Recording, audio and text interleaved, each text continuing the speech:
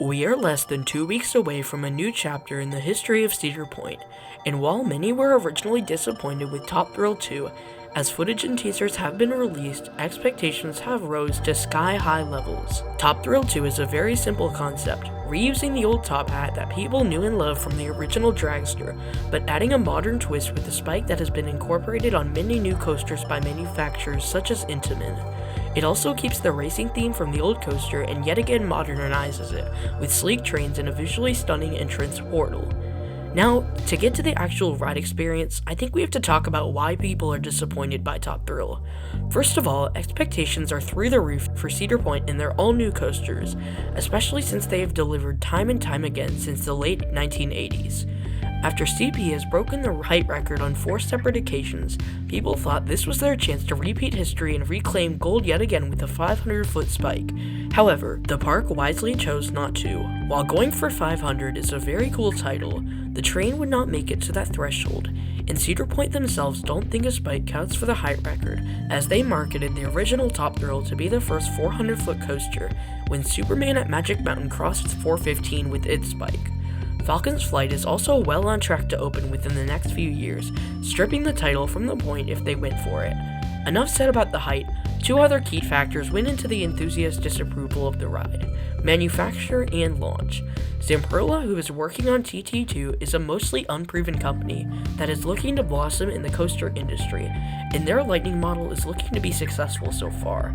Many were upset that Intamin wasn't chosen, but they were also the ones who messed up Dragster in the first place, even though they are a much better company now and have much more reliable rides such as Velocicoaster. Speaking of Intamin, they put the super powerful hydraulic launch on Dragster, which proved to be a flop in terms of uptime for the coaster.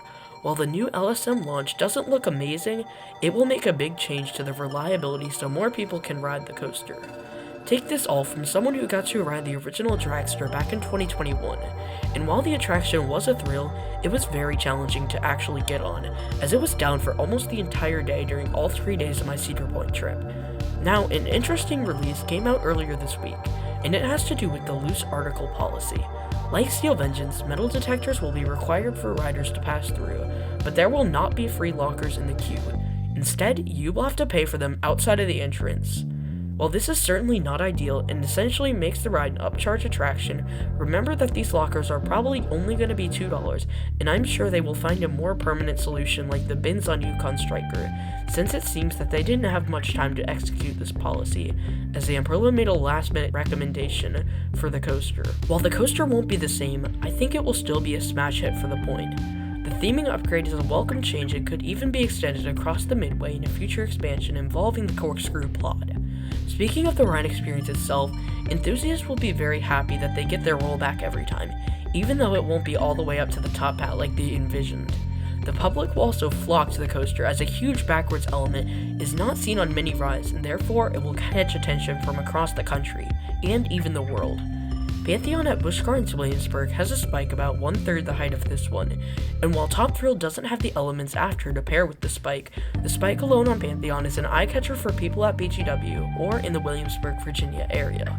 Going up about 350 feet, give or take a bit, will be a bizarre sensation, and I'm sure enthusiasts will rave about it, even though they complained about it at first.